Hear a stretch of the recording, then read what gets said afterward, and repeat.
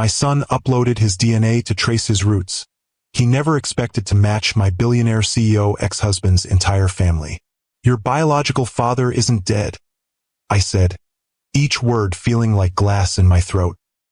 His name is Dominic Harlow, and we were married for 3 years. My son stared at me, shock rendering him momentarily speechless. Then, the Dominic Harlow? The guy who's always in the tech magazines? The Harlow Innovations guy. I nodded, watching my son's world reshape itself before my eyes. You lied to me my entire life. Lucas's voice hardened, the initial shock giving way to anger. You told me he was dead. I was trying to protect you, I said, reaching for his hand, which he pulled away. Dominic wasn't a good man by the end of our marriage. The power, the money, it changed him. That wasn't your choice to make. Lucas stood abruptly, his chair scraping against the floor. He's my father. I had a right to know him, to decide for myself. Have you ever wondered what it would be like to discover that everything you believed about your family was built on a foundation of lies? What would you do if a simple DNA test suddenly connected you to one of the wealthiest, most powerful families in America? This is the story of a mother's desperate attempt to protect her child, a father who never knew he had a son, and a 16-year-old boy caught in the middle of a past he never knew existed. I'm Mr. Harrison, and today I'm sharing the remarkable story of how a birthday gift changed 3 lives forever. If you've ever faced a moment when truth and lies collided in your own life, this story will resonate deep in your soul. Give this video a like if you believe in the power of truth to overcome even the most carefully crafted deception. The manila envelope arrived on a Tuesday, unremarkable except for the stylized double helix logo in the corner that made my stomach clench the moment I saw it. I knew what it contained before my son even burst through the front door, his face alight with the particular excitement that only a 16-year-old on the verge of discovery can radiate. Mom! The results came, Lucas called, dropping his backpack in the hallway despite my countless reminders about proper storage. Can we open them now? I forced a smile, setting aside the stack of student essays I'd been grading. Of course, it's your DNA test after all. The irony of those words wasn't lost on me as I watched Lucas tear into the envelope. His DNA test, his heritage, his identity, all the secrets I'd carefully guarded for 16 years, potentially unraveled by a birthday gift from his well-meaning aunt who thought it would be fun to explore our family tree. This is so cool, Lucas murmured, spreading the papers across our kitchen table. Look at all these ethnicity percentages. I didn't know we had Eastern European ancestry. Your grandmother always mentioned a great-grandfather from Prague, I said automatically, the practiced lie sliding easily from my lips even as my eyes scanned the documents for the section I truly feared, the DNA matches. Lucas flipped to the next page, and I saw the moment everything changed. His eager expression froze, brows drawing together in confusion as he stared at a name listed under close family matches. Mom! His voice had lost its excitement, replaced by a bewilderment that made him sound suddenly younger. Who's Dominic Harlow? The room seemed to tilt slightly, the name I hadn't heard spoken aloud in 16 years hanging in the air between us. Dominic Harlow, tech visionary, billionaire CEO of Harlow Innovations, my ex-husband, Lucas's biological father, and apparently a man who had also taken a DNA test. Mom! Lucas repeated, his eyes, so like his father's, fixed on my face. It says he's likely my father or son. Since he's not my son. He trailed off, waiting for the explanation I'd hoped never to provide. I sank into a chair, 16 years of careful omissions and half-truths collapsing around me. We should talk, Lucas. There's something I need to tell you about your father. The story I'd maintained since Lucas was old enough to ask was simple. His father was a man I'd loved deeply during graduate school, who had died in a car accident before Lucas was born. A tragic story that discouraged too many questions, that explained away the absence of grandparents or extended family on his paternal side. A story Lucas had accepted with the resilience of a child who had never known any different. The truth was far more complicated. Your biological father isn't dead, I began, each word feeling like glass in my throat. His name is Dominic Harlow, and we were married for 3 years. Lucas stared at me, shock rendering him momentarily speechless. Then, the Dominic Harlow? The guy who's always in the tech magazines? The Harlow Innovations guy. I nodded, watching my son's world reshape itself before my eyes. We met when I was working on my PhD in computer science. He was building his first company, brilliant and driven and charismatic. We fell in love, got married, and for a while it was good. What happened? Lucas asked, his voice small. How do you explain the slow dissolution of a marriage to a 16-year-old? How do you describe watching the man you loved disappear into ambition and power, becoming someone you no longer recognized? We wanted different things, I said finally. Dominic was consumed by his company, by building his empire. I wanted a life that included more than just being Mrs. Harlow, the appropriate accessory at business functions. But you were pregnant with me? Lucas said, the hurt evident in his voice. Did he not want me? The question pierced my heart. He didn't know about you, I admitted. I discovered I was pregnant after I'd already filed for divorce. By then, things between us were so toxic, so broken. I made a choice to raise you on my own, away from that world. You lied to me my entire life. Lucas's voice hardened, the initial shock giving way to anger. You told me he was dead. I was trying to protect you, I said, reaching for his hand, which he pulled away. Dominic wasn't a good man by the end of our marriage. The power, the money, it changed him, and the custody battle would have been brutal. He never would have let go, not because he wanted to be a father, but because he never lost. That wasn't your choice to make. Lucas stood abruptly, his chair scraping against the floor. He's my father. I had a right to know him, to decide for myself.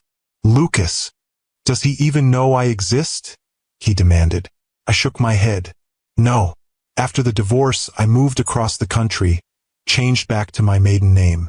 You were born here as Lucas Bennett. My son looked at me as if seeing a stranger. So I have this whole other family out there, grandparents, maybe aunts and uncles, cousins, and you kept them from me? Because you and my father couldn't work out your marriage. Each word was a deserved blow. I had made the decision I thought was right 16 years ago, fleeing the toxic environment of my marriage, protecting my unborn child from becoming a pawn in Dominic's games of control and dominance. But looking at Lucas now, I could see the cost of that decision written across his face. There's more to the story, I began, but Lucas was already gathering the DNA papers, shoving them back into the envelope. I don't want to hear it right now, he said, his voice tight with emotion. I need to think. He left the kitchen, and moments later, I heard his bedroom door close with a decisive click. I remained at the table, staring at the abandoned test results, wondering how long it would take for Dominic to notice the DNA match on his own account, for my carefully constructed world to completely unravel. If you've ever had to face the consequences of a decision you made years ago, hit that like button. And if you believe that sometimes the hardest truths are the ones we keep from those we love most, subscribe to my channel for more stories that explore the complex nature of family relationships and the secrets we keep. The answer came sooner than I expected. 2 days later, as Lucas maintained a cold distance despite my attempts to explain further, my phone rang with a number I didn't recognize. Something made me answer rather than let it go to voicemail. Catherine Bennett?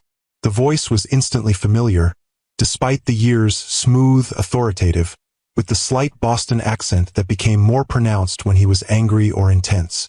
My hand tightened around the phone. Dominic. 16 years is a long time to keep a son hidden, Catherine. His tone was controlled, but I could hear the underlying fury. Were you ever planning to tell me? Or was I supposed to discover his existence by accident when he's 30? How did you find me? I asked, though I already knew.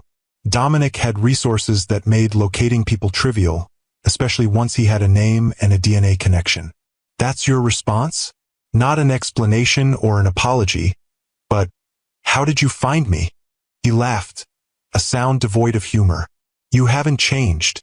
Neither have you, apparently. I shot back. still leading with accusations and demands. I have a son I've never met because of your choices, Dominic said, his voice hardening. A son who believes I abandoned him, who thinks I'm dead. So yes, I have some demands. I closed my eyes, leaning against the kitchen counter. Lucas only found out about you 2 days ago. I never told him you abandoned him. I told him you died before he was born because I thought it would be easier than explaining the truth. Which is what exactly? That his mother kidnapped him before birth. That his father was a controlling, manipulative man who saw people as assets to be acquired or liabilities to be neutralized. I snapped. That I was protecting him from being raised in a toxic environment where his value would be measured by how well he performed, how perfectly he fit into your vision of a legacy. Silence stretched between us, heavy with 16 years of unspoken words. I want to meet him, Dominic said finally. He's my son. I have that right. It's not that simple. It is exactly that simple, he interrupted. Either you arrange it or my lawyers will. Your choice, Catherine.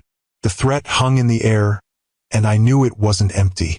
Dominic had the resources to make my life a legal nightmare, to potentially even seek retroactive custody arrangements despite Lucas being 16. Lucas is angry with me right now, I said, softening my tone. He feels betrayed. Rushing into a meeting with you might not be the best thing for him emotionally. Don't use his emotional state as a shield, Dominic said, but his voice had lost some of its edge. I'm not looking to disrupt his life or take him from you. I just want to know my son. The sincerity in his voice surprised me. The Dominic I remembered had rarely shown vulnerability or admitted to emotional needs. Let me talk to him, I conceded. This has to be his decision, Dominic. If you truly care about his well-being, you'll respect that. After a pause, he agreed. 1 week, Catherine.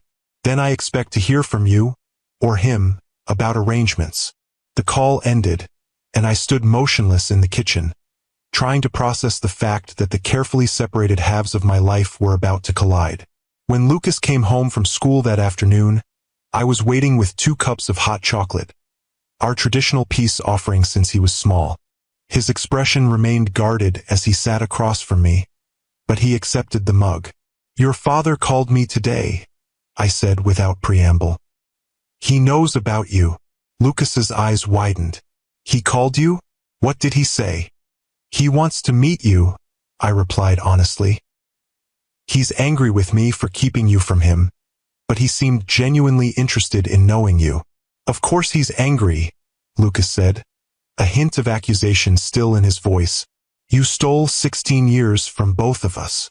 The words stung, but I couldn't deny their truth. I made the decision I thought was right at the time, Lucas. The man I left was not someone I wanted raising my child. But people can change in 16 years, and regardless of my feelings about Dominic, you have the right to form your own relationship with him. Lucas studied me, suspicion giving way to cautious hope. So you're saying I can meet him? If that's what you want, I said, though the words felt like surrender. But I'd like to be there for the first meeting at least. Why? So you can control the narrative. The bitterness in his tone was new, a reflection of the trust I'd broken. Because I'm still your mother, and I still want to protect you, I said quietly. Not from knowing your father, but from being hurt if this doesn't go the way you hope. The Dominic I knew was complicated, brilliant, charismatic, but also calculating. I want to make sure he's meeting you for the right reasons. Lucas considered this, turning the mug between his hands. I looked him up online, he admitted. There's so much about his companies, his innovations, his wealth, but almost nothing about him personally. It's like he's a brand, not a person. That's fairly accurate, I said. He was always intensely private about his personal life, even before he became famous. There were some articles about his family, though, Lucas continued, about the Harlow dynasty. His father founded the original company, and his grandfather was some kind of industrial magnate. There are cousins who run other businesses, an uncle who's a senator. He looked up at me. That's my family too, isn't it? All those people.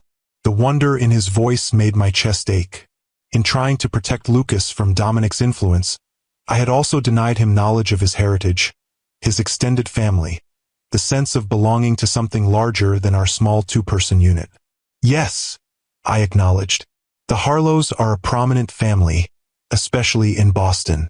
Your grandfather, Edward Harlow, was a formidable businessman in his own right before Dominic eclipsed him. Were they good people? Lucas asked, the question so direct and earnest that it caught me off guard. I considered my answer carefully. Edward was traditional, demanding. He expected excellence from his children and wasn't particularly warm. Dominic's mother, Vivian, was kinder but distant in her own way. I only met them a handful of times, usually at formal family events where everyone was on their best behavior. And the rest of them? The cousins and everyone. I didn't know them well, I admitted. Dominic wasn't close to his extended family. There was always an undercurrent of competition between the various branches of the Harlows. Lucas absorbed this information, his expression thoughtful. I want to meet him, he said finally. And eventually the rest of them too. I want to know where I come from. I nodded, accepting the inevitable. I'll contact him tomorrow to arrange it. No, Lucas said, a new determination in his voice. I want to do it. It's my relationship to build. Looking at my son, so suddenly grown up, so clearly at a crossroads between childhood and the adult he would become, I realized I had to let go of the control I'd maintained for 16 years. Okay, I agreed. But promise me you'll be careful. Not everyone values family connections for the right reasons. Lucas's expression softened slightly, the first thaw in the frost between us. I know, Mom. I'm not naive. I just need to do this. The meeting was arranged for the following Saturday at a neutral location, an upscale restaurant with private dining rooms that Dominic selected. Lucas spent the morning alternating between nervous excitement and studied nonchalance, changing his outfit 3 times before settling on dark jeans and a button-down shirt that made him look older than his 16 years. I dressed carefully as well, armoring myself in a simple but elegant dress that reminded me I was no longer the overwhelmed young woman who had fled her marriage. I was Dr. Catherine Bennett now, tenured professor of computer science, mother of an exceptional son, a woman who had built a life on her own terms. We arrived at the restaurant 15 minutes early at my insistence. The maitre d' led us to a private room in the back, where a table was set for 3. He's not here yet, Lucas noted, a hint of disappointment in his voice. We're early, I reminded him, though I suspected Dominic's timing was deliberate. He had always understood the power dynamics of making an entrance. Sure enough, exactly at the appointed time, the door opened, and Dominic Harlow stepped into the room. 16 years had treated him well. The ambitious young entrepreneur I'd married had matured into a commanding presence. His dark hair now threaded with distinguished silver at the temples. His lean frame impeccably clothed in what I knew would be a bespoke suit. But it was his eyes I noticed first. The same striking blue-gray that looked back at me from Lucas's face every day. Those eyes fixed on our son with an intensity that made me instinctively move closer to Lucas. For a moment, no one spoke.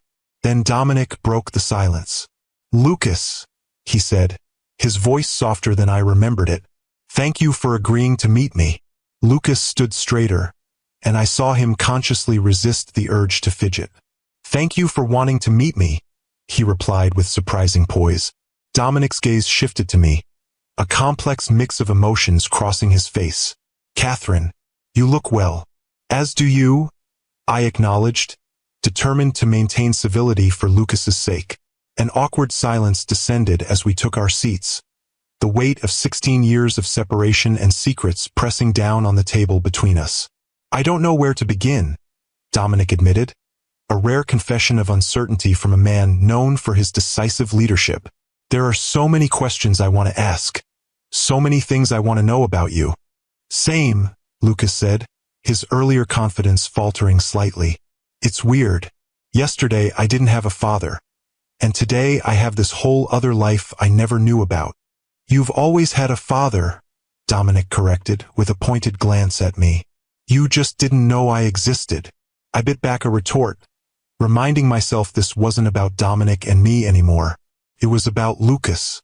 Maybe we could start with something simple, I suggested. Lucas is an exceptional student, particularly in mathematics and computer science. He's already taking college-level courses. A flash of pride crossed Dominic's face. Following in both our footsteps, then. Your mother was one of the most brilliant programmers I ever met, he told Lucas. She could see solutions that eluded everyone else. The unexpected compliment caught me off guard. That was a long time ago, I said, uncomfortable with the direction of the conversation. Lucas has his own unique talents. Of course he does, Dominic agreed, studying our son with undisguised fascination. But genetics are powerful things. It's remarkable to see the combination of us in him. Lucas shifted in his seat, clearly both pleased and unsettled by being discussed this way. What was Mom like back then? He asked Dominic. Before everything. A ghost of a smile touched Dominic's lips. Brilliant, stubborn, completely unimpressed by wealth or status, which was refreshing in my world. His eyes met mine briefly. She was working on revolutionary algorithms for pattern recognition when we met. I tried to recruit her for my company, but she insisted on finishing her PhD first. You never told me that, Lucas said, turning to me with surprise. There's a lot I haven't told you, I admitted quietly, about that time in my life. Like the fact that your mother's work formed the foundation of Harlow Innovation's first major success, Dominic added.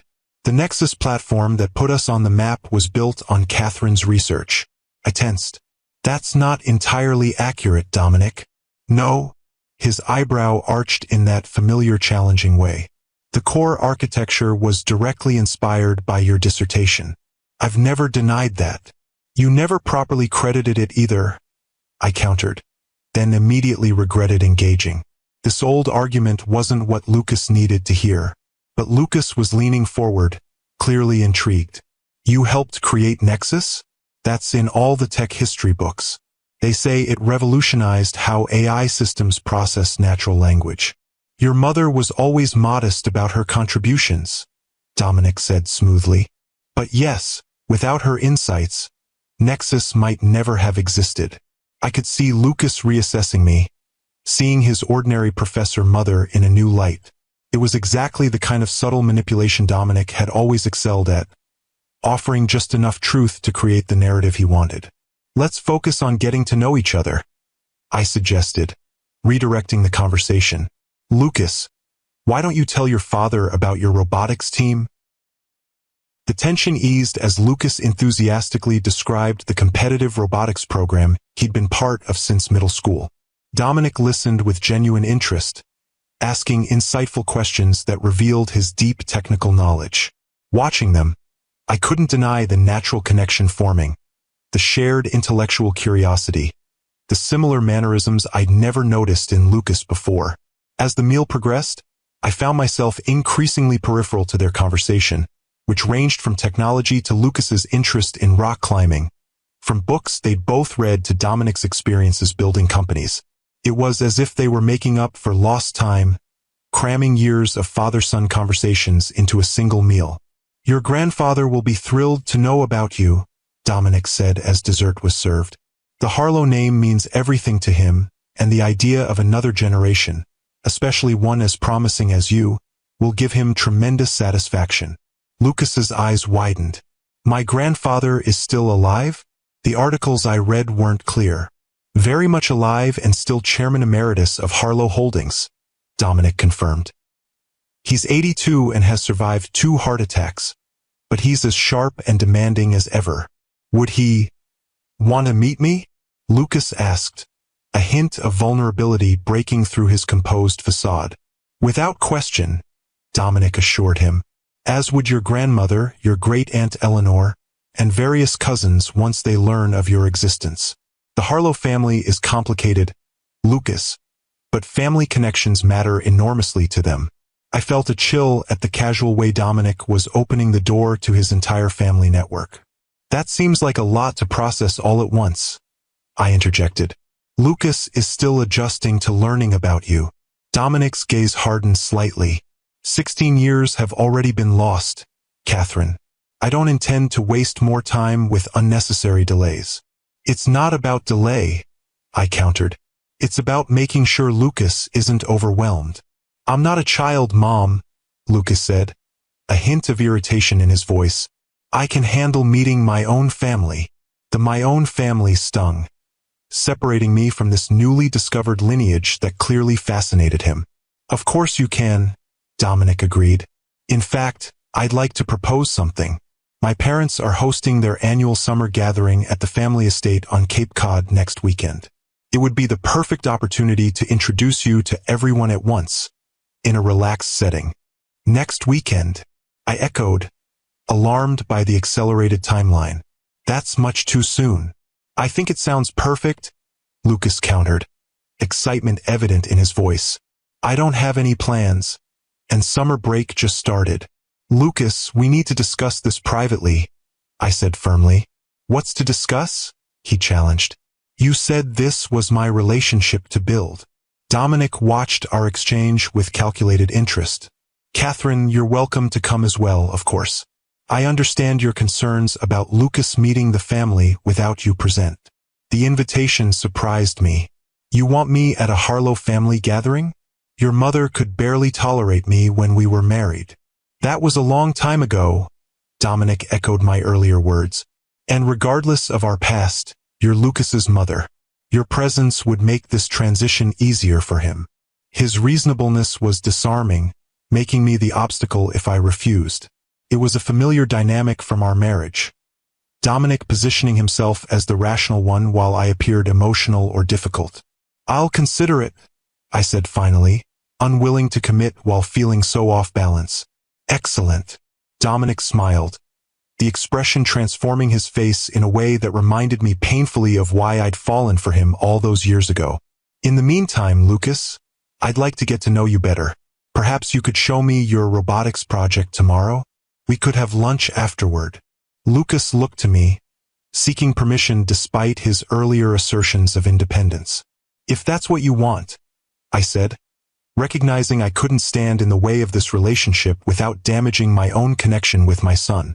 As the meeting concluded, Dominic shook Lucas's hand, then pulled him into an unexpected embrace. Over our son's shoulder, his eyes met mine, and I saw something I couldn't quite interpret. Triumph, certainly, but also something that might have been gratitude. Outside the restaurant, as we walked to our car, Lucas was quiet, processing the encounter. He's not what I expected, he finally said. What did you expect? I asked carefully. I don't know. Someone colder, I guess. More like a typical CEO. Lucas glanced at me. He seems to really want to know me. I believe he does, I admitted. Dominic always valued intelligence and potential. He sees both in you. Is that a bad thing? Lucas asked, picking up on my tone. I chose my words carefully. No, but it's important to remember that people can want relationships for complex reasons. Your father comes from a world where family connections are also business advantages, where children are expected to continue legacies. You think he only cares about me as a Harlow heir? Lucas sounded hurt. I think he's genuinely fascinated by you, I clarified. But I also think the Harlow family has expectations that might feel overwhelming once the initial excitement wears off. Lucas was silent for a moment. You really don't want me to go to this family gathering, do you? I want you to be careful, I said. The Harlows are powerful people used to getting their way. Once you enter their world, it won't be easy to step back if you need space. Maybe I don't want to step back, Lucas challenged. Maybe I want to know that side of myself. The side you kept hidden from me my whole life. The accusation hung between us as we reached the car. I unlocked it but didn't immediately get in. Lucas, I know you're angry with me, and you have every right to be. But please understand that everything I did, including the mistakes, was because I loved you and wanted to protect you. From what, though? He asked, his voice softening slightly. He doesn't seem like a monster, Mom. Dominic was never a monster, I acknowledged. He's charismatic, brilliant, and can be incredibly compelling. But he also sees the world as something to be conquered, including people. When we were married, his need for control extended to every aspect of our lives. People change, Lucas said, echoing my own words from earlier. Yes, they do, I agreed. Which is why I'm not forbidding this relationship. I'm just asking you to move forward with your eyes open. If you've ever been caught between protecting someone you love and letting them make their own choices, even risky ones, hit that like button. And if you're curious to see what happens when Lucas enters the world of the Harlow dynasty, subscribe to my channel for the next part of this extraordinary family saga. The week that followed was a whirlwind. Dominic, true to his word, spent the next day with Lucas, touring his school's robotics lab and taking him to lunch at an exclusive restaurant where they were treated like visiting royalty. He returned home with a new laptop, just a small gift. Lucas insisted when he saw my expression, and stories about Dominic's early days building computers in his parents' garage. Each day brought more contact. Texts, calls, another meeting where Dominic took Lucas to his company's research lab, introducing him as my son to wide-eyed employees. I watched with growing unease as Lucas was drawn deeper into Dominic's orbit, dazzled by the attention, the resources, the sense of belonging to something prestigious and powerful. By Thursday, the Cape Cod gathering was presented as a fait accompli. Lucas had already packed a bag, and Dominic had arranged for a private car to collect us Friday afternoon. You are coming, right? Lucas asked as I helped him select appropriate clothes for a weekend with the Harlow family. Dad said his mother is especially looking forward to meeting you again. The casual use of dad was still jarring. Yes, I'll come, I said, having realized I couldn't let Lucas face the full Harlow dynasty alone. Though I doubt Vivian Harlow is actually looking forward to seeing me. Why did they dislike you so much? Lucas asked, folding a sweater with unusual care. Was it because you weren't from their social circle? I sat on the edge of his bed. Partly. The Harlows have been marrying into the same handful of Boston families for generations. I was an outsider, scholarship student, no family connections, focused on my career rather than supporting Dominic's. That seems old-fashioned. The Harlows are old-fashioned in many ways, I said. They value tradition, legacy, appearances. By the end of our marriage, I felt like I was suffocating under the weight of their expectations. Lucas considered this. But you're different now. Established. Successful in your own right. Maybe they'll see you differently too. His optimism was touching, if naive. Maybe, I agreed, not wanting to dampen his enthusiasm. Just remember that I'm on your side, no matter what happens this weekend. Friday afternoon arrived with a sleek black car pulling up to our modest home. The driver, professionally courteous, loaded our bags while Lucas vibrated with barely contained excitement. The Cape Cod estate is amazing, he told me as we settled into the luxurious back seat. Dad showed me pictures. It's been in the family for 4 generations. I nodded, remembering the imposing seaside mansion where Dominic and I had spent a few uncomfortable weekends during our marriage. Harlow Point, they called it, 20 acres of prime oceanfront property with a main house that could comfortably accommodate 30 guests and staff quarters for another dozen. The 3-hour drive passed quickly with Lucas alternating between nervous chatter and scrolling through information about the Harlow family on his phone. I used the time to center myself, to remember that I was no longer the intimidated young woman who had once walked these circles. I had built my own life, earned respect in my field, raised an extraordinary son. The Harlows might have wealth and power, but they had no authority over me or Lucas. As we turned onto the private road leading to the estate, Lucas pressed his face to the window. Wow! He breathed as the main house came into view, its weathered gray shingles and white trim gleaming in the late afternoon sun. It's like something from a movie. Several luxury vehicles were already parked in the circular drive, indicating that other family members had arrived. As our car pulled up to the entrance, the massive front door opened, and Dominic emerged, flanked by an elderly couple I recognized immediately despite the years, Edward and Vivian Harlow. Deep breath, I murmured to Lucas as the driver opened our door. Remember who you are. Lucas stepped out first, standing tall as Dominic approached with a warm smile. "Welcome to Harlow Point," he said, placing a hand on Lucas's shoulder. "Your family has been waiting a very long time to meet you, even if they didn't know it." Edward Harlow stepped forward, his tall frame still imposing despite his advanced age. His piercing blue-gray eyes, the same shade as Dominic's, the same shade as Lucas's, studied my son with undisguised interest. "So," he said, his Boston Brahmin accent pronounced, "this is the boy." Lucas straightened under the scrutiny. "It's nice to meet you, sir. I'm Lucas." A hint of a smile touched Edward's stern mouth. "Lucas, a good name. Strong." His gaze shifted to me, cooling noticeably. "Catherine, this is unexpected." "For all of us, Edward," I replied evenly. Vivian Harlow moved forward then, her silver hair perfectly coiffed, her slender figure elegant in expensive casual wear. "Let's not stand out here discussing the obvious," she said with practiced social grace. "Come inside. The others are gathering for drinks before dinner." As we followed them into the house, Dominic fell into step beside me, speaking quietly. "They're in shock, but they're trying. My father hasn't stopped talking about Lucas since I told them." "When did you tell them?" I asked, surprised. "Tuesday. I wanted them prepared." He glanced at me.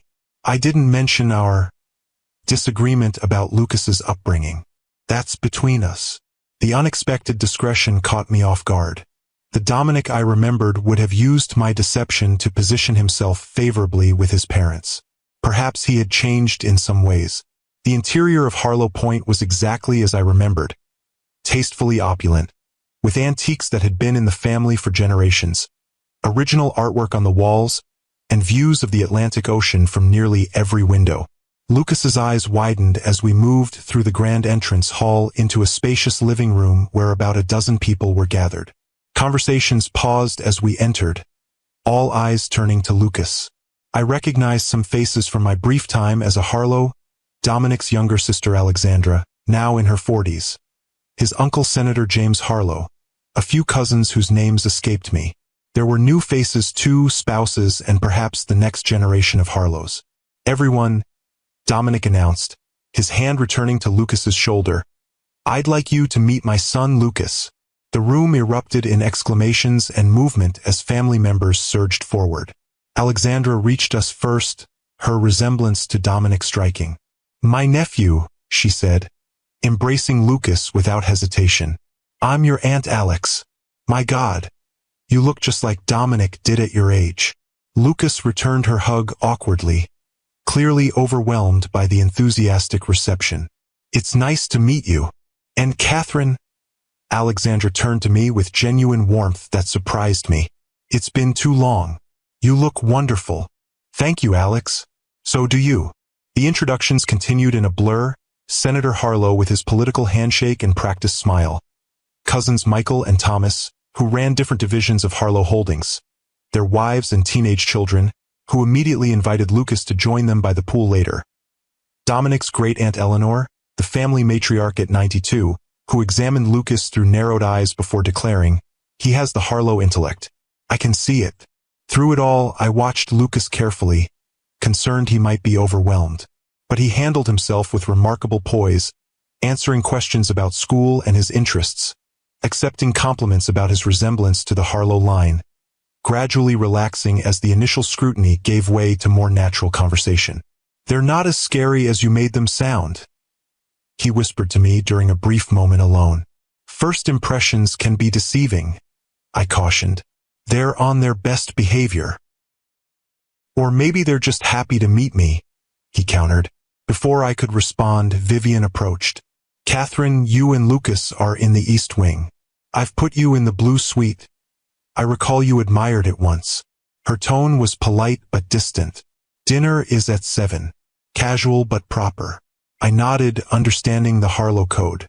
Casual but proper meant no jeans or t-shirts, despite this being a weekend at a beach house. Some things never changed. As a staff member led us to our rooms, Lucas whispered, "What's the Blue Suite?" "It's one of the nicest guest suites," I explained. It has a sitting room between 2 bedrooms and a private balcony overlooking the ocean. Vivian putting us there is a good sign, I think. Our rooms were indeed lovely, decorated in shades of blue and cream, with antique furniture and fresh flowers. Lucas explored with undisguised awe, especially when he discovered the balcony with its panoramic ocean view. "This is incredible," he said, leaning against the railing. "Have they always lived like this?"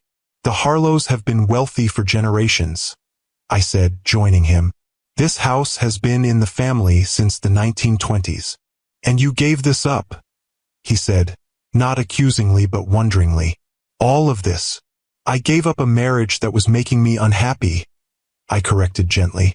"The lifestyle was just packaging." Lucas considered this, watching the waves crash against the rocky shoreline below. "I get why you left him," he said finally. "But I still don't understand why you didn't tell him about me." I sighed, knowing I owed him the complete truth. When I discovered I was pregnant, I was already living in Seattle, rebuilding my life. I knew if I told Dominic, he would use every resource at his disposal to bring me back to Boston, to control how you were raised. I paused, choosing my words carefully. The Dominic I knew then saw children as extensions of himself, as vessels for his ambitions and the Harlow legacy. I wanted you to have the freedom to become your own person. "But what if he would have been a good father?" Lucas pressed. "What if he would have loved me for me?" "That's the question I've asked myself for 16 years, I admitted. "And I don't have a perfect answer. I made the best decision I could with what I knew then." Lucas was quiet for a long moment. "I think I understand," he said finally. "I don't agree with what you did, but I understand why you did it. It wasn't forgiveness, but it was a start." I squeezed his hand, grateful for his maturity. "We should get ready for dinner," I said. "In this house, being late is considered worse than wearing the wrong thing." Dinner was served in the formal dining room, a magnificent space with floor-to-ceiling windows facing the ocean and a table that could seat 20. Lucas was placed between Dominic and Alexandra, while I found myself between Senator Harlow and one of the cousins' husbands. The strategic seating arrangement wasn't lost on me, keeping Lucas and me separated while surrounding him with Harlows. The conversation flowed easily, with Lucas the clear center of attention. He handled the spotlight well, answering questions about his academic interests and extracurricular activities with confidence. I noticed how Dominic subtly guided the discussion, highlighting Lucas's achievements in mathematics and computer science, his robotics competitions, his perfect SAT scores in those subjects. "He's clearly inherited the Harlow aptitude for technology," Edward commented, looking pleased. "Have you thought about college yet, boy?" "I'm considering MIT," Lucas replied. "Or Stanford." "MIT is the traditional Harlow choice," Edward said with approval. "For generations of Harlow men have attended. Though Stanford has certain advantages in the current tech landscape," Dominic added. "We should discuss options. With your abilities, any top school would be fortunate to have you." "Lucas still has 2 years of high school," I interjected.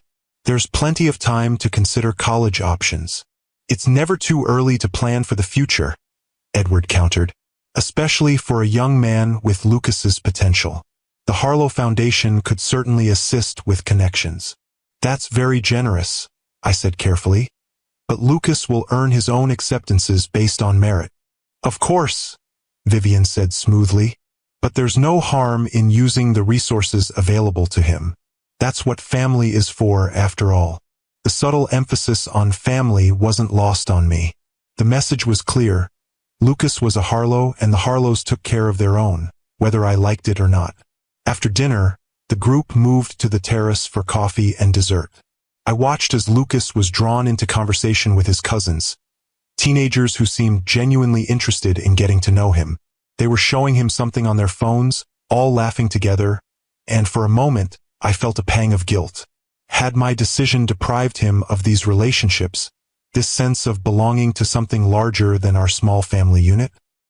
"He fits in well," Dominic said, appearing beside me with 2 cups of coffee. He handed one to me, "Black with 1 sugar, if your preferences haven't changed." They haven't, I said, surprised he remembered. And yes, he does fit in. He's always been good with people. Another trait he gets from you, Dominic said, his tone surprisingly genuine. I was always more comfortable with code than humans. I smiled despite myself. That's true. I remember having to rescue you from more than one awkward conversation at industry events. A comfortable silence fell between us as we watched Lucas. It was strange how easily we had slipped back into this familiar dynamic. Standing together, observing, sharing quiet observations. For a moment, I could almost forget the years of separation, the lies, the anger. Why did you really invite me here, Dominic? I asked finally. You could have brought Lucas alone. He considered the question, his expression thoughtful. Several reasons. Lucas wanted you here. The transition is easier with you present. And, he paused, I thought it was time the family saw the remarkable woman you've become. Professor Bennett, published author, respected in your field. You've been researching me, I observed. Of course I have, he acknowledged without apology. Just as I'm sure you've researched me. Couldn't deny it. I'd followed his career through news articles and industry publications, tracking Harlow Innovation's rise to global prominence under his leadership. You've done well, I conceded. The company has exceeded even your ambitious projections.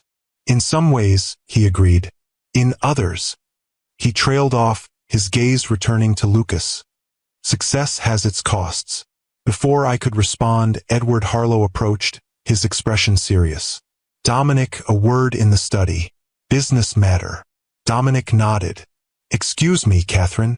As they walked away, Alexandra took Dominic's place beside me. Some things never change, she said with a wry smile. Father still thinks he runs the company. Doesn't he? I asked. As chairman emeritus? She laughed. On paper, perhaps. But Dominic has been the true power for years. She sipped her wine, studying me over the rim of her glass.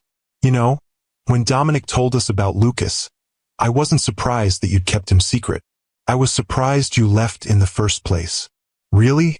I thought everyone in the family expected our marriage to fail. Oh, Mother certainly did, Alexandra admitted. She never thought you were suitable. But I saw how you challenged Dominic, how you made him think beyond his narrow focus. After you left, he became harder, more driven, but less human somehow. I glanced toward the house, where Dominic and his father had disappeared. He seems to have done well for himself regardless. Professionally, absolutely. Personally, she shrugged. He's never remarried, barely dates. The company is his life.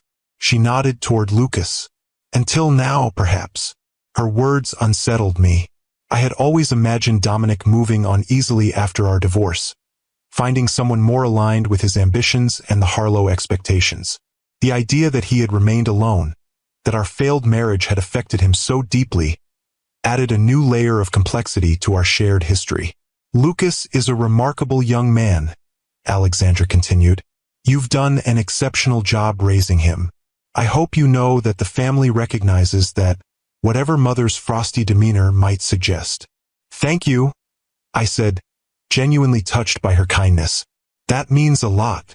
The evening continued pleasantly, with Lucas gradually relaxing into the unfamiliar environment. By the time we retired to our rooms, he was visibly tired but exhilarated.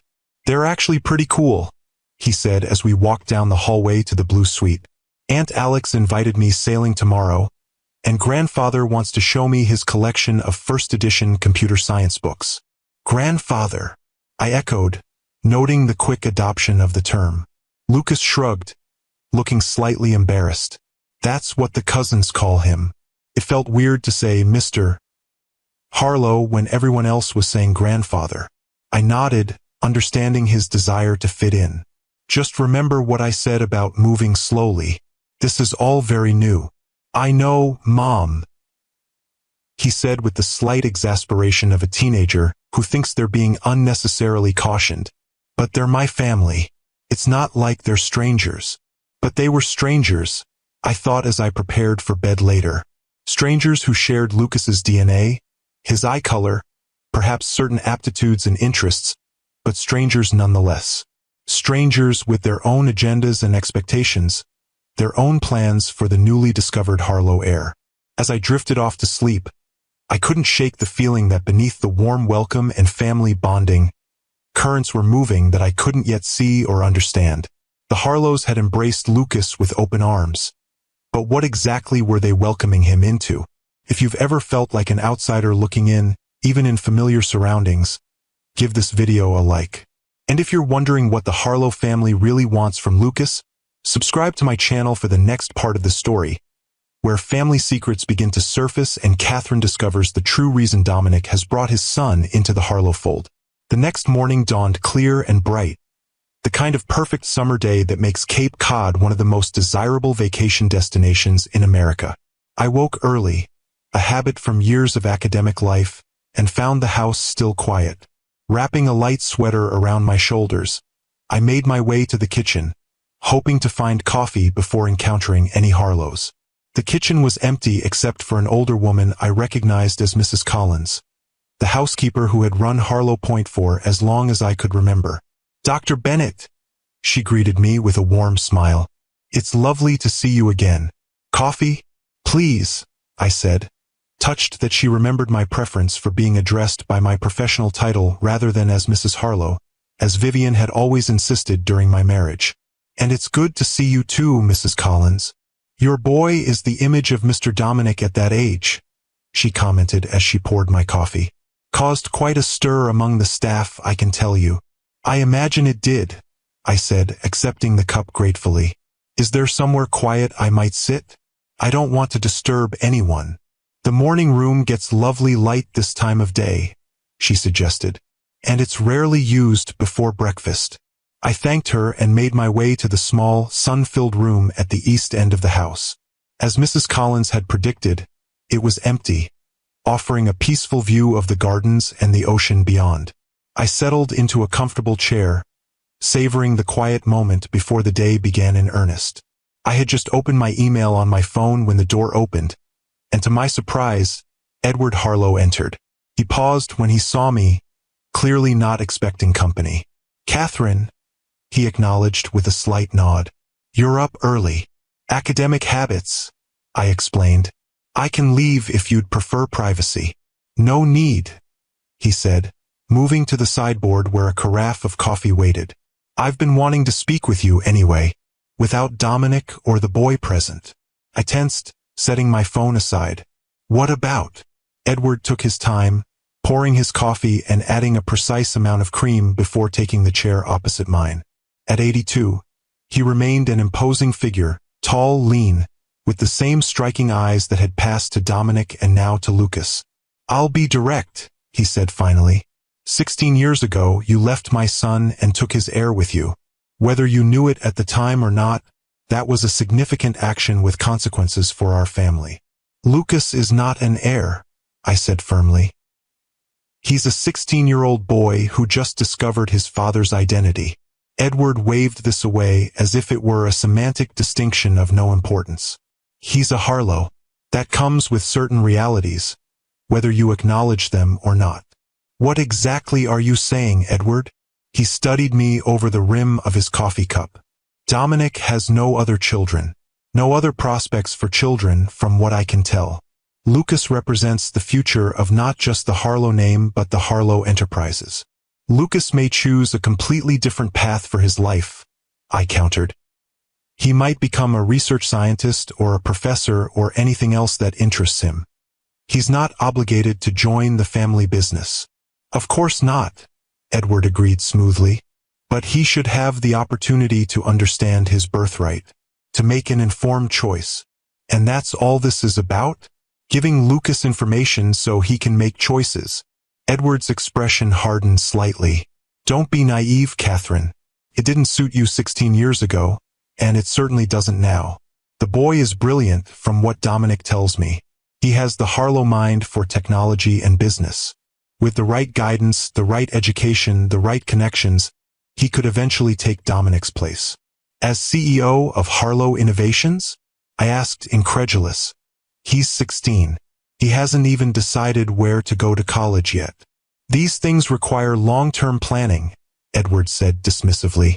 Dominic was being groomed from a similar age. And how did that work out? I challenged. A man so consumed by his company that he has no personal life? Is that what you want for Lucas? A flash of something, regret, perhaps? Crossed Edward's face before his expression settled back into its usual impassive mask. Dominic made his choices. Lucas will make his own. But he deserves to know the possibilities before him. I leaned forward, meeting his gaze directly. Let me be very clear, Edward. I support Lucas having a relationship with his father and with all of you. But I will not allow him to be manipulated or pressured into fulfilling some dynastic plan. He gets to discover who he is and what he wants without the weight of Harlow expectations crushing him. Edward studied me for a long moment, then surprised me with a slight smile. You haven't changed either, have you? Still fighting for what you believe is right? Consequences be damned. He set his cup down. It's what Dominic needed in a partner. Pity neither of you realized it at the time. Before I could respond to this unexpected assessment, the door opened again, and Lucas appeared, already dressed for the day in khaki shorts and a polo shirt. Mom? Mrs. Collins said I might find you here. He paused, noticing Edward. Oh, good morning, grandfather. Good morning, Lucas, Edward replied, his tone warming noticeably. I was just having a pleasant chat with your mother. Are you ready for our tour of the library this morning? Yes, sir, Lucas said eagerly. Mom mentioned you have first editions of some classic computer science texts. Indeed I do, including a signed copy of Claude Shannon's A Mathematical Theory of Communication, that I think will interest you. Edward stood, his conversation with me apparently concluded. Shall we go after breakfast? I believe your grandmother is arranging a buffet on the terrace. Sounds great, Lucas agreed. He turned to me. Are you coming, Mom? I hesitated, still processing my conversation with Edward. I'll join you shortly. I want to finish my coffee first. As they left together, Lucas already asking questions about Shannon's work, I remained in the morning room, troubled by Edward's transparent agenda. The Harlows clearly saw Lucas as more than just a newly discovered family member. They saw him as the solution to their succession planning, a fresh vessel for the Harlow legacy. The question was whether Dominic shared this view. Was his interest in Lucas genuinely paternal, or was he, too, primarily concerned with grooming an heir? And how could I protect Lucas from these expectations while still allowing him to build relationships with his paternal family? I was still pondering these questions when Alexandra found me an hour later, now sitting on the terrace watching Lucas and his teenage cousins playing an impromptu game of touch football on the lawn. He's fitting in well, she observed, taking the chair beside me. The cousins have already adopted him as one of their own. They seem like good kids, I acknowledged. They are, she agreed, though they've all grown up with the Harlow name hanging over them. It's not always easy being part of this family. I glanced at her, curious about her candor. You seem to have managed it well enough. Alexandra laughed, the sound surprisingly bitter. Have I? I run the charitable foundation, sit on the boards of cultural institutions, married appropriately, produced 2 Harlow heirs. I've fulfilled every expectation except the one that matters most. I've never been Dominic. What do you mean? She sighed, watching the teenagers on the lawn. In this family, there's only room for one star, one visionary. That's always been Dominic. The rest of us orbit around him, reflecting his light. She turned to me. Father's already sizing Lucas up as the next Dominic. I saw them in the library earlier, deep in conversation about quantum computing or some such thing. The old man was practically glowing with pride. Lucas is his own person, I said firmly. Not a replacement for Dominic or anyone else. I hope you can help him hold on to that, Alexandra said seriously. It's easy to lose yourself in the Harlow expectations. I should know. Her words reinforced my earlier concerns. Before I could respond, Dominic appeared on the terrace, looking relaxed in casual weekend attire that probably cost more than my monthly mortgage payment. There you are, he said, approaching us. "I've been looking for you, Catherine. I thought you might like to see the changes to the gardens. You always had suggestions for improvements when we visited." The invitation surprised me. "I'd like that," I said, curious about his motives. As we walked through the meticulously maintained gardens, now more beautiful than I remembered with new water features and sculpture installations, Dominic kept the conversation light, pointing out rare plant specimens and architectural elements. It was only when we reached a secluded bench overlooking the ocean that he broached more serious topics. "My father spoke to you this morning," he said. Not a question but a statement. "He did," I confirmed. "About Lucas's birthright and the Harlow legacy." Dominic sighed, running a hand through his silver-streaked hair. "I apologize for that. Father is traditional in his thinking. And you're not," I challenged. "You don't see Lucas as the solution to your succession planning?" He was quiet for a moment, his gaze on the distant horizon. "When I first discovered Lucas's existence, that was part of it," he admitted finally. "The shock, the anger at what you'd kept from me, yes, but also the immediate recognition of possibilities. A son, an heir, someone to eventually take over what I've built." At least he was being honest. "And now I've met him," Dominic said simply. "Spent time with him. He's not just a concept anymore, not just a potential successor. He's a person, brilliant, thoughtful, with his own ideas and interests." He turned to me. "You've done an extraordinary job raising him, Catherine. He's everything I could have hoped for in a son, and nothing like what I expected." The sincerity in his voice caught me off guard. "What did you expect? Someone more like me, I suppose, driven by ambition, hungry for success and recognition. But Lucas is different. He's curious about everything, genuinely interested in people, not just what they can do for him." A rueful smile touched his lips. "He's more like you in that way." I wasn't sure how to respond to this unexpected vulnerability. "He has your focus," I offered. "When he's working on a problem, the world disappears around him. And your analytical mind." Dominic nodded, accepting this. "Nature and nurture, I suppose. He got the best of both of us."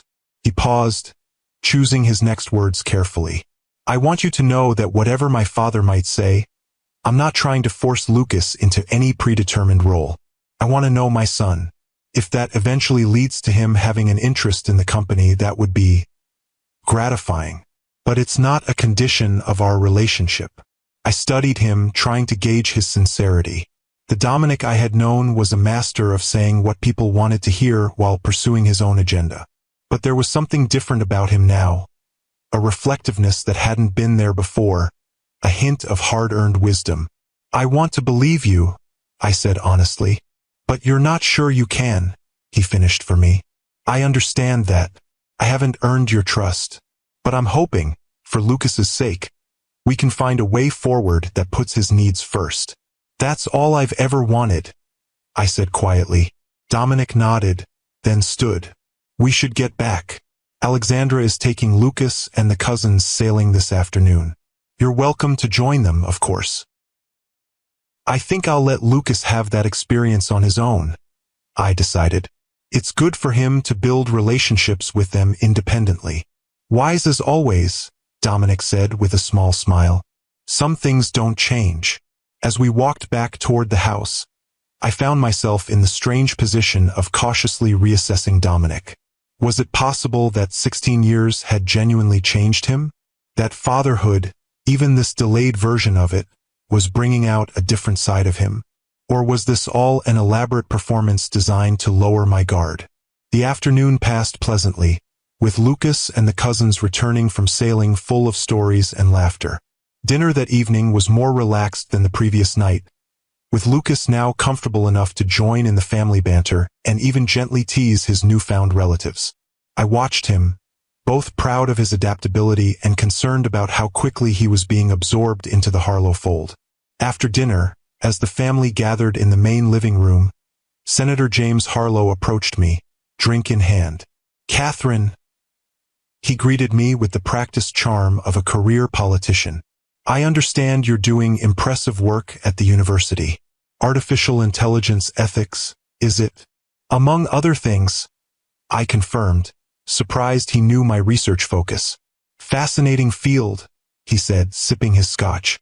In fact, I'm on a Senate committee that's looking at regulatory frameworks for AI development. We could use more expert voices like yours in the conversation. I raised an eyebrow. Are you offering me a consulting position, Senator? He smiled. Let's call it an exploratory conversation. The committee has funds for technical advisors. It would involve occasional trips to Washington, testimony before the committee, that sort of thing. Quite prestigious, and the compensation is appropriate. The offer was unexpected and suspiciously well-timed.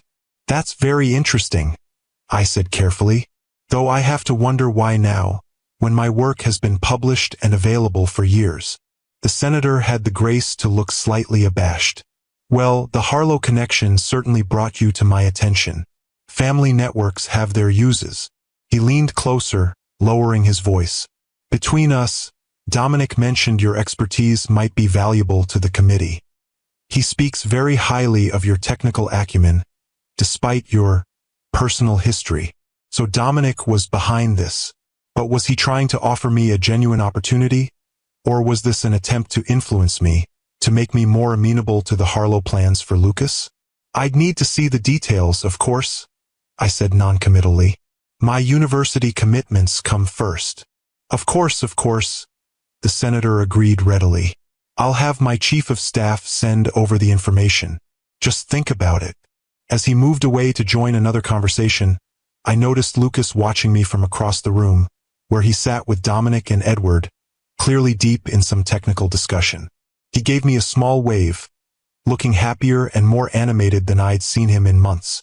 Later that night, as Lucas and I retreated to our suite, he was bubbling with excitement about the day.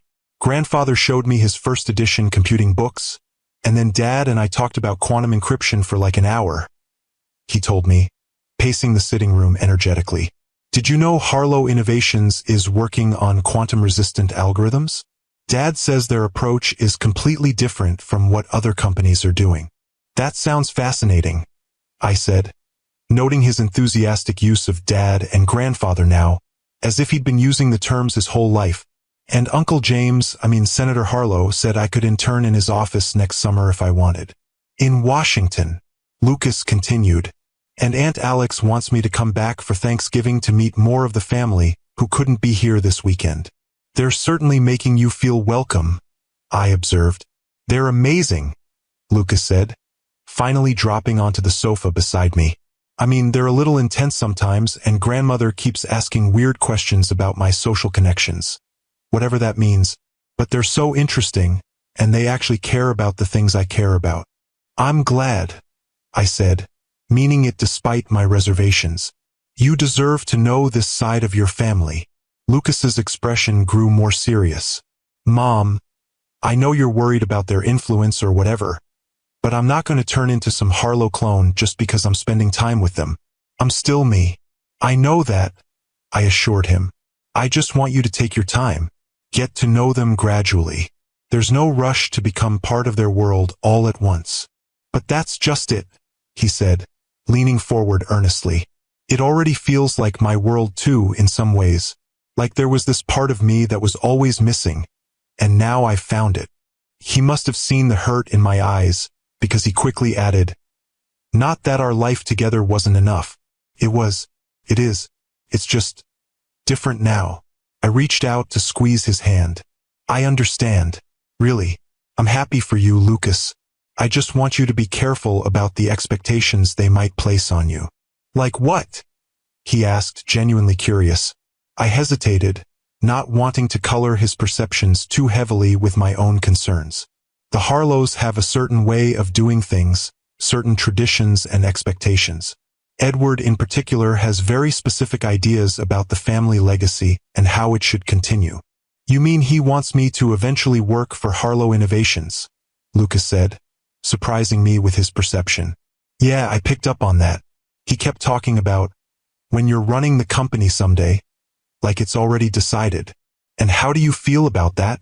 I asked carefully, Lucas shrugged.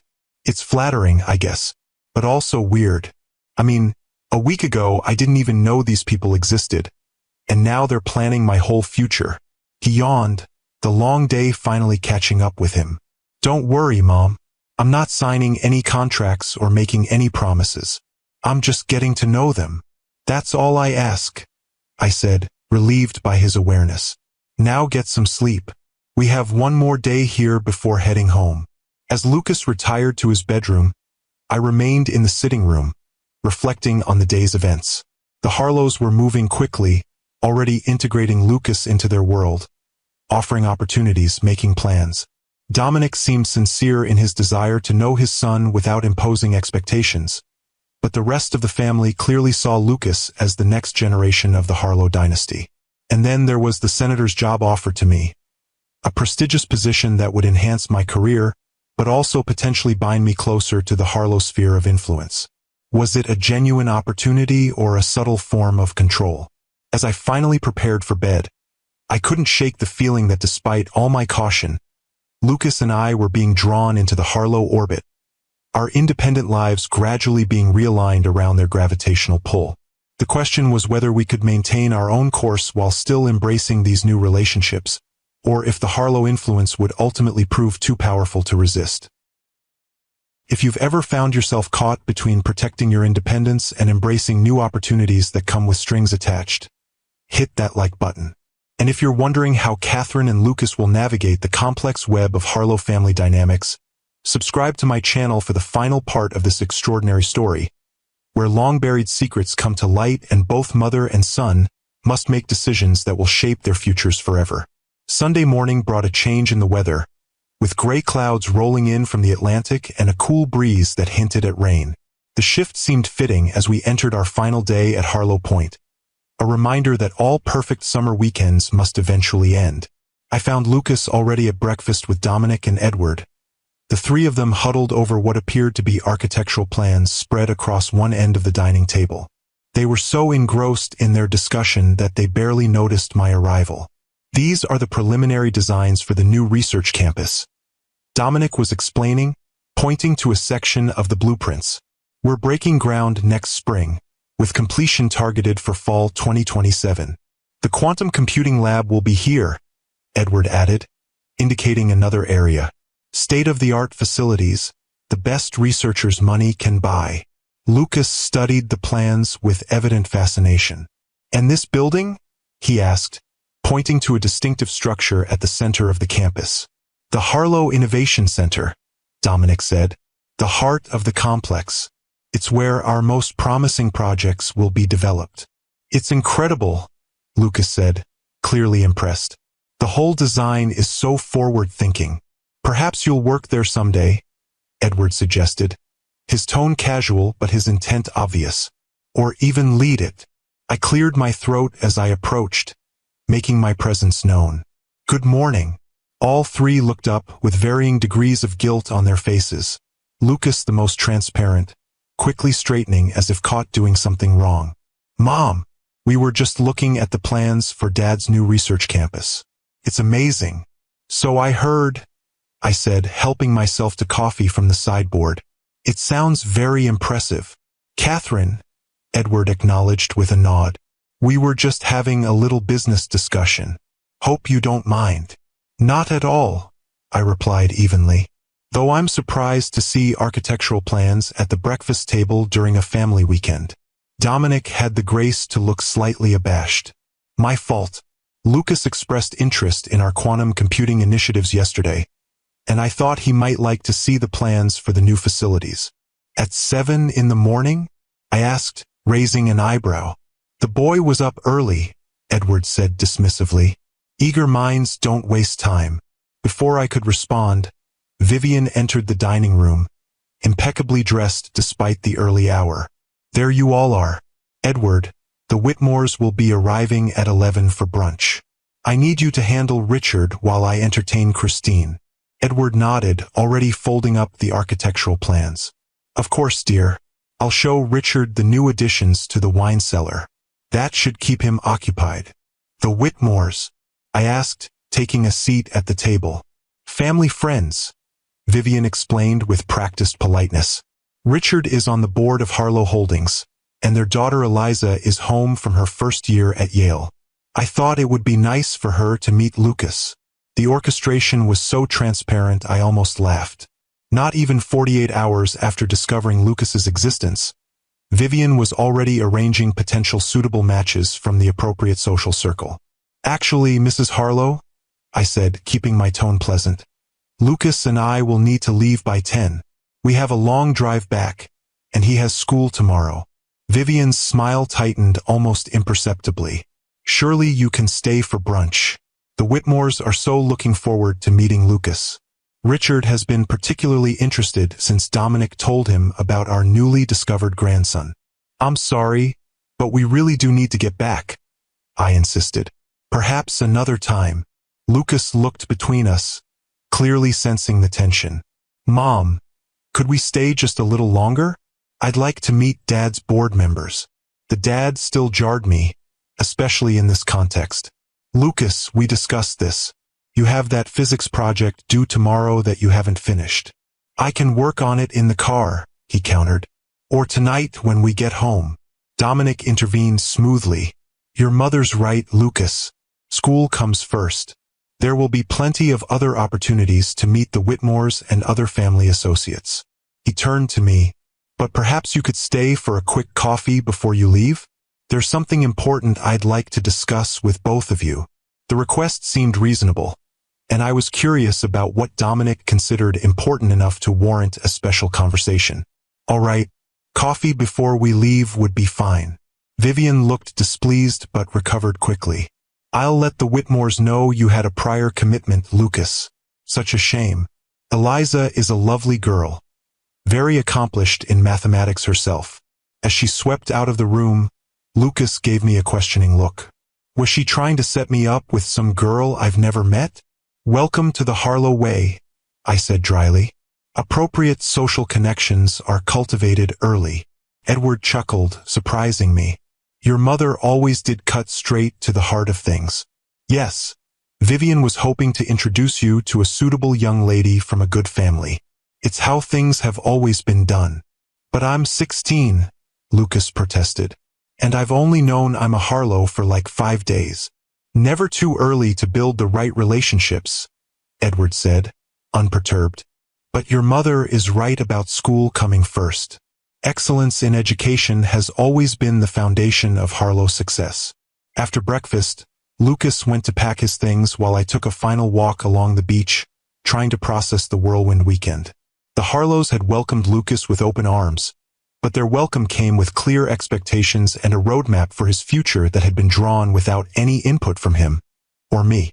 When I returned to the house, Dominic was waiting in his private study, a handsomely appointed room with leather-bound books lining the walls and a view of the ocean.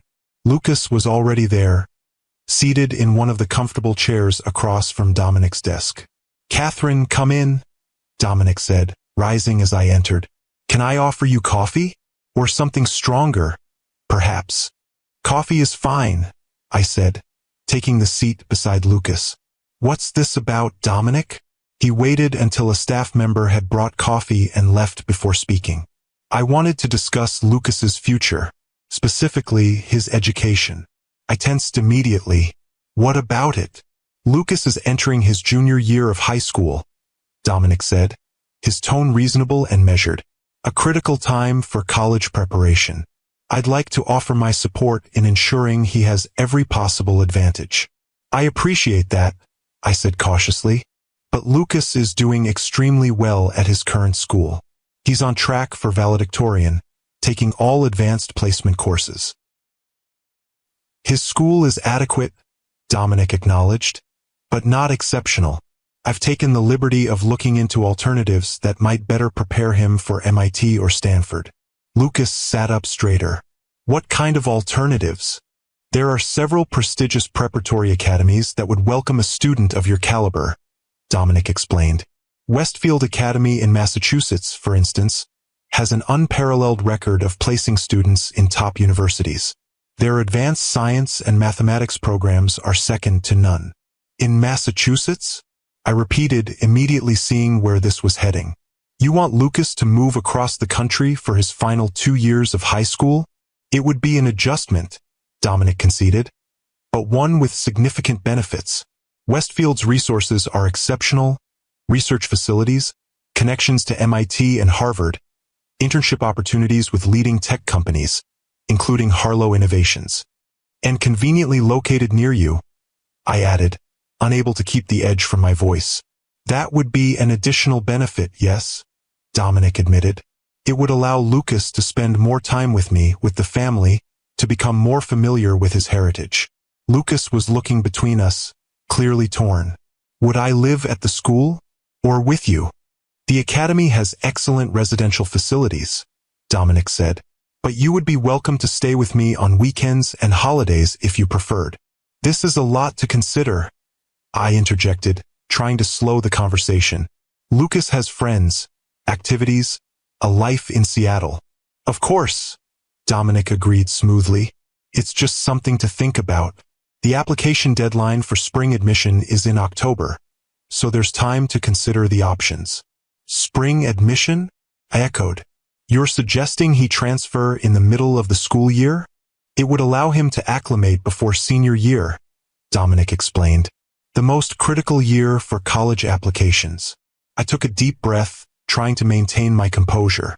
Dominic, I understand you want to be involved in Lucas's education, and I support that. But suggesting he uproot his entire life and move across the country seems premature, especially when we're all still adjusting to this new situation. Mom, Lucas said hesitantly, I think we should at least consider it. Westfield sounds amazing, and it would look incredible on college applications. I turned to him, surprised by his openness to the idea. Lucas, your current school has prepared dozens of students for top universities. Your academic record is stellar. You don't need to change schools to get into MIT or Stanford. But the opportunities at Westfield would be exceptional, Dominic pressed. Access to research facilities, mentorship from leading scientists, connections that could shape his entire career, and separation from his home, his friends, and his mother, I countered, all to satisfy your desire to have him closer to you and the Harlow influence. Dominic's expression hardened slightly. This isn't about Harlow influence. It's about giving Lucas every possible advantage. It's about control, I said bluntly. Just like it always was with you, Dominic. Controlling the narrative, controlling the people around you, shaping everything to fit your vision. That's unfair, Catherine, Dominic said, his voice tight. I'm trying to do what's best for our son. After knowing him for less than a week, I challenged. You don't get to swoop in after 16 years and start making major decisions about his life. Stop it, both of you, Lucas interrupted, his voice uncharacteristically sharp. I'm sitting right here. This is my life you're arguing about. We both fell silent, chastened by his justified frustration. I'm sorry, Lucas, I said after a moment. You're right. This should be your decision with input from both of us. I agree, Dominic said, visibly making an effort to moderate his tone. I shouldn't have presented this as a fait accompli. I'm still learning how to be a father, especially to a teenager. Lucas looked between us, his expression troubled. I need time to think about all this. It's a huge decision. Of course, Dominic agreed immediately. Take all the time you need. I just wanted to present the option while there's still time to apply if you decide it's something you want to pursue. I nodded, recognizing the reasonableness of this approach even as I remained suspicious of Dominic's underlying motives. We should get going soon if we want to beat the traffic back to Seattle. As we prepared to leave, the Harlow family gathered to say goodbye. There were hugs, exchanges of phone numbers and email addresses, promises to stay in touch. Edward pulled Lucas aside for a private word, while Alexandra embraced me warmly. Don't be a stranger, she said quietly. Lucas needs you to help him navigate this world. We can be overwhelming. I've noticed, I said dryly. She smiled. He's a remarkable young man. You should be very proud. I am, I assured her. Every day. Dominic walked us to the car, helping the driver load our bags. As Lucas said a final goodbye to his cousins, Dominic turned to me. "I meant what I said about not pressuring him," he said quietly. "But I do want to be part of his life, Catherine. A real part, not just occasional visits and phone calls." "I understand that," I acknowledged. "And I want that for Lucas too. But we need to move at his pace, not yours or your family's." Dominic nodded. "Fair enough." He hesitated, then added, "There's something else I've been meaning to tell you. Something I should have said years ago." I raised an eyebrow, waiting. "You were right to leave," he said simply. "Our marriage had become toxic, and I was largely to blame. I was so focused on building the company, on living up to my father's expectations, that I lost sight of what really mattered." The admission stunned me. In all our interactions since the divorce, Dominic had never once acknowledged any responsibility for our failed relationship. "Why are you telling me this now?" I asked. "Because I don't want to make the same mistakes with Lucas," he said. "I don't want to be the father my father was to me. Demanding, critical, never satisfied. I want to be better."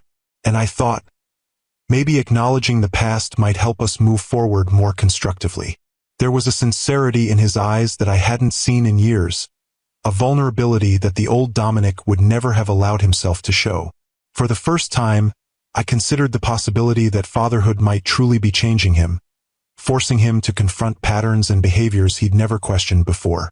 "Thank you for saying that," I said finally. "It means a lot." Lucas rejoined us then, and the moment passed. Final goodbyes were said, and soon we were driving away from Harlow Point, the imposing house growing smaller in the rearview mirror. For the first hour of our journey, Lucas was quiet, staring out the window at the passing landscape, clearly processing the events of the weekend. I let him have his space, responding to work emails on my phone and giving him time to gather his thoughts. Finally, he turned to me. "They're not what I expected." "The Harlows?" I asked. "In what way?" "They're more intense, more focused on the family name and legacy than I thought they would be." He hesitated. "Grandfather kept talking about my responsibilities as a Harlow, about continuing the tradition of excellence." "That sounds like Edward," I said carefully. "But Dad seems different," Lucas continued. "More balanced, I guess.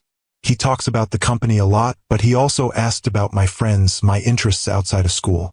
He seemed to really want to know me as a person." I nodded, acknowledging this observation. Dominic was always more complex than his father, more capable of growth and change. "Do you think he's changed?" Lucas asked directly. "Since you were married to him?" I considered the question seriously. "I think he might have. 16 years is a long time and people can evolve." The Dominic I knew was brilliant and charismatic, but also controlling and obsessed with success. The man I saw this weekend seems more reflective, more aware of the costs of that single-minded focus. "He told me he regrets how things ended between you," Lucas said, "that he didn't appreciate what he had until it was gone." This surprised me. "He said that to you?" Lucas nodded. "When we were talking yesterday, he said you were the only person who ever stood up to him, who challenged him to be better, and that he didn't realize how important that was until you were gone." I didn't know how to respond to this revelation. The idea that Dominic had not only reflected on our failed marriage but had shared those reflections with Lucas was unexpected and somewhat unsettling. "What do you think about Westfield?" Lucas asked, changing the subject. Honestly, I took a deep breath, wanting to give him a thoughtful answer rather than an emotional reaction. "I think it's an excellent school that would provide amazing opportunities.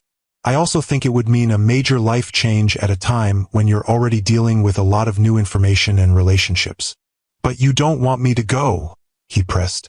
"I want what's best for you," I said carefully.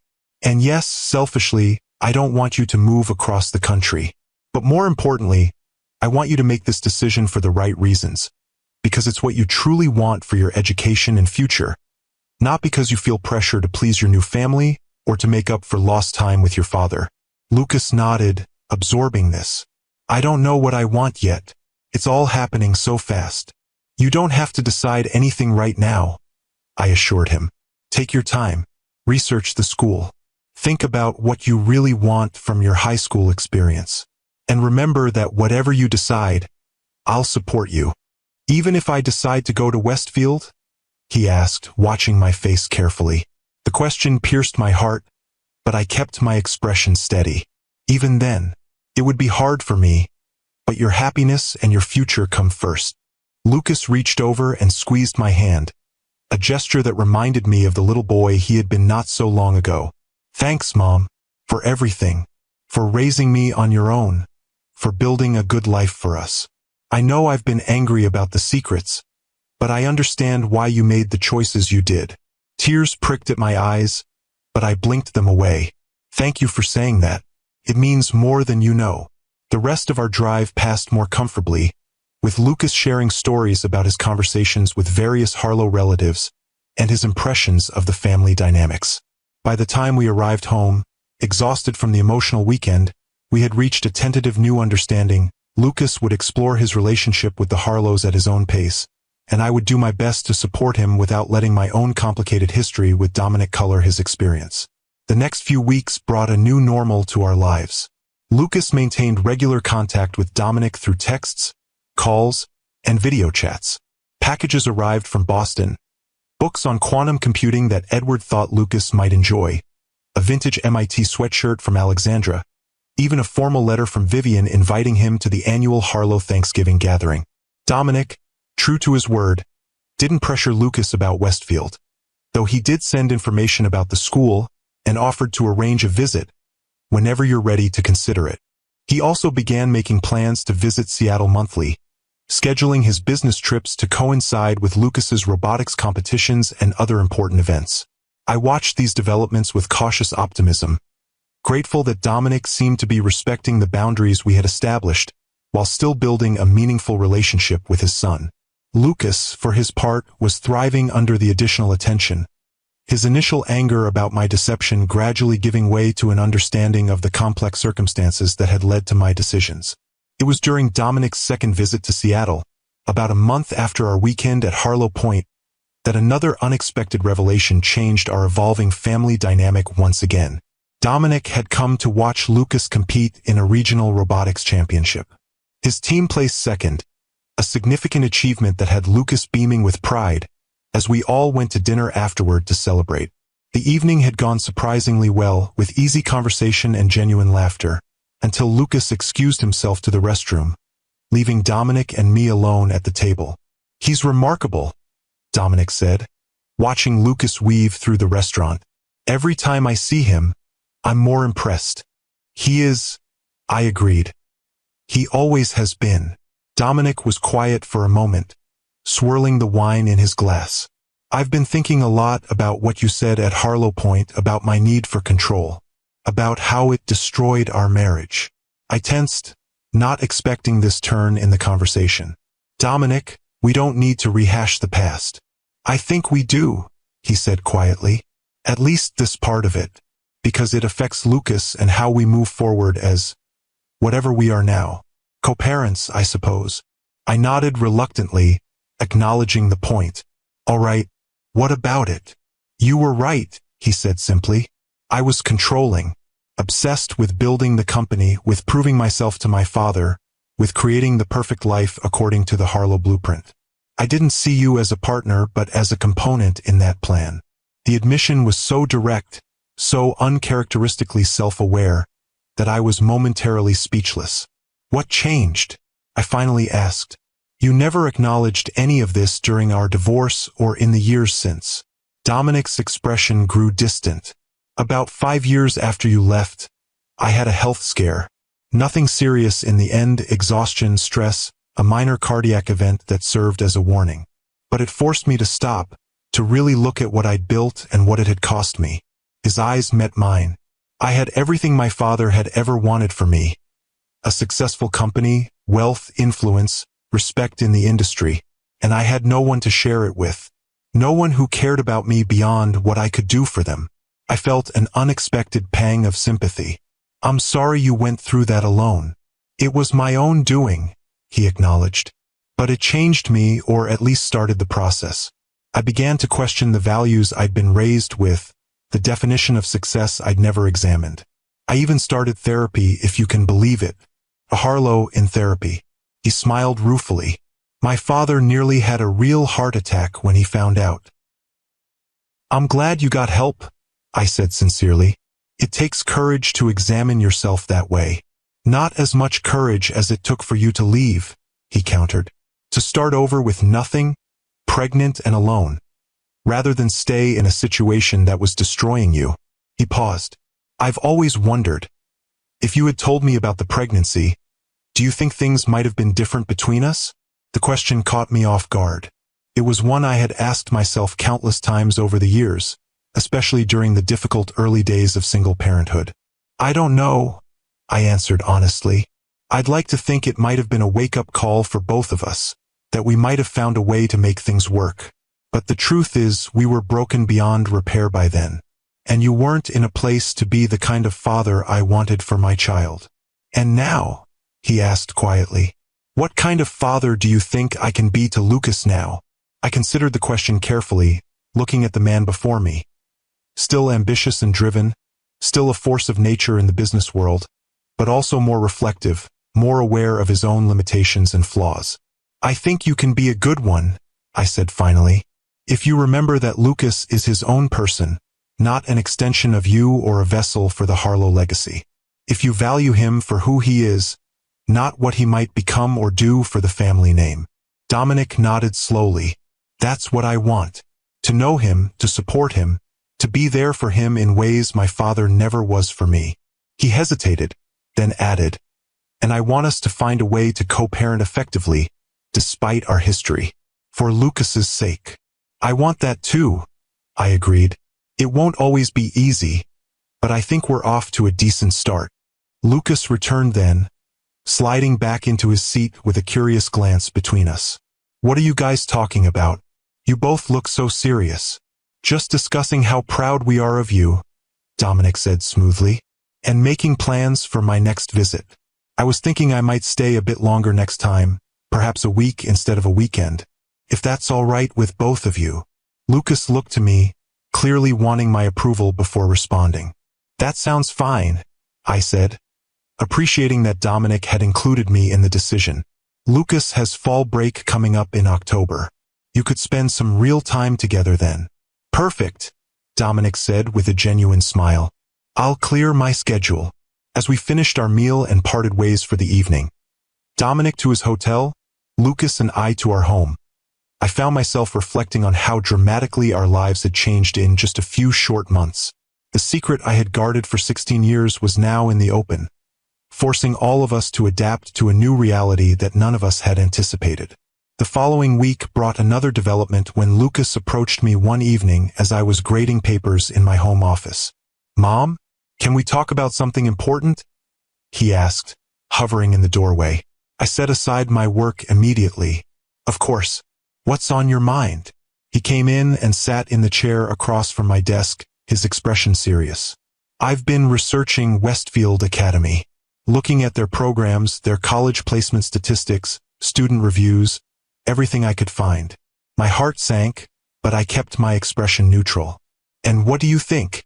It's an amazing school, he said. Their science and math programs are incredible. And they have this special research track where students work directly with professors from MIT and Harvard on real projects. That does sound exceptional, I acknowledged, preparing myself for what was coming next. But I don't want to go, Lucas continued, surprising me. At least not right now. I blinked, trying not to show my relief too obviously. May I ask why? It seems like it would offer exactly the kind of academic challenge you thrive on. Lucas was quiet for a moment, gathering his thoughts. A few reasons. First, I don't want to leave my friends and my robotics team right before senior year. We've been working together for years, and I want to finish what we started. I nodded, understanding the importance of those relationships. Second, he continued, I think it would be too much change all at once. I'm still getting used to having Dad in my life, learning about the Harlows, processing all of that. Moving across the country to a new school, living in a dorm or with Dad on weekends, it's just too much right now. His maturity and self-awareness impressed me. Those are very thoughtful reasons. And third, he said, meeting my eyes directly, I don't want to leave you. Not yet. We've always been a team, just the two of us. I'm not ready to change that so drastically. Tears pricked at my eyes, but I blinked them back. Oh, Lucas, you know I would support you no matter what you decided. I know, he said with a small smile. That's part of why I want to stay. Because you always put what I need first, even when it's hard for you. He paused. I told Dad my decision yesterday. He was disappointed but said he understood and respected my choice. How did he take it really? I asked, knowing Dominic's capacity for manipulation. Better than I expected, Lucas admitted. He said we could revisit the idea for college if I wanted, but that he agreed it might be too much change too quickly. He's still planning to visit regularly, and he invited me to spend part of winter break in Boston if I want to. I was genuinely surprised by Dominic's restraint. That sounds very reasonable. He's trying, Mom, Lucas said earnestly. I know you have your doubts, and I get why, but he really is trying to do this right. I believe you, I said, and realized I meant it. The Dominic I was seeing through Lucas's experiences was indeed different from the man I had left 16 years ago. Still driven and ambitious, still very much a Harlow, but also more reflective, more willing to consider others' needs and perspectives. So you're okay with me spending part of winter break in Boston? Lucas asked. It would just be for a week after Christmas. If that's what you want, then yes, I agreed. It would be good for you to see where your father lives, to get to know that part of your heritage better. Lucas's relief was palpable. Thanks, Mom, for everything, for being so understanding about all of this. You're handling a very complicated situation with remarkable maturity, I told him. I'm incredibly proud of you. As the months passed, we settled into a new family dynamic that none of us could have imagined before the DNA test results arrived that fateful day. Dominic became a regular presence in our lives, visiting Seattle monthly and maintaining frequent contact with Lucas between visits. He was careful to respect my role as Lucas's primary parent, consulting me on important matters and never undermining my authority. Lucas thrived under the additional attention, his initial anger about my deception giving way to a deeper understanding of the complex circumstances that had led to my decisions. He developed a genuine relationship with Dominic, neither idolizing his billionaire father nor rejecting him out of loyalty to me, but seeing him as a flawed, complex human being with both strengths and weaknesses. The Harlow family, too, remained involved from a distance, sending gifts on Lucas's birthday, calling occasionally, maintaining the connection without overwhelming him. Even Edward seemed to have accepted Lucas's decision to remain in Seattle, though he never missed an opportunity to mention MIT's exceptional computer science program whenever they spoke. As for Dominic and me, we developed a cautious friendship based on our shared love for Lucas and a growing mutual respect. The wounds of our past remained, but they no longer defined our interaction.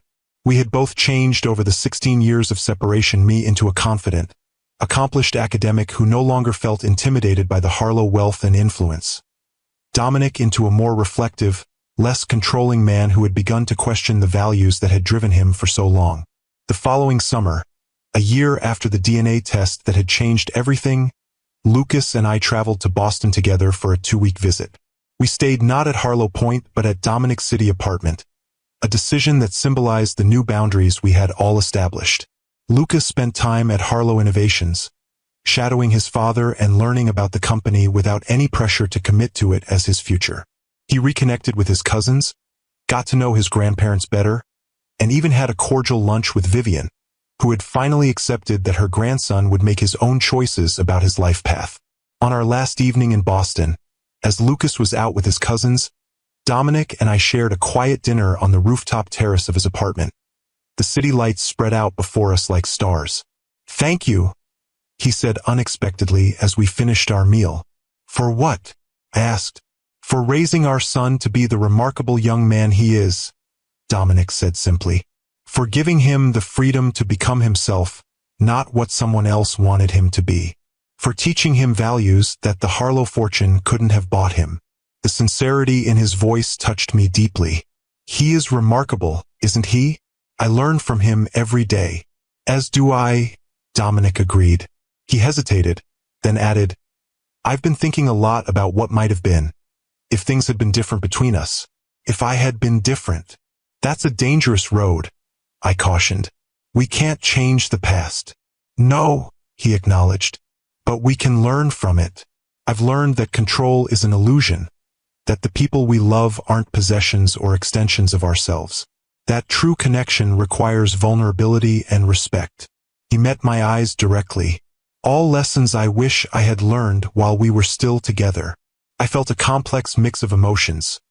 Regret for what might have been, gratitude for the life I had built, and a new appreciation for the man Dominic had become. Perhaps everything happened as it needed to, I suggested. If we had stayed together, you might never have had that wake-up call. I might never have discovered my own strength.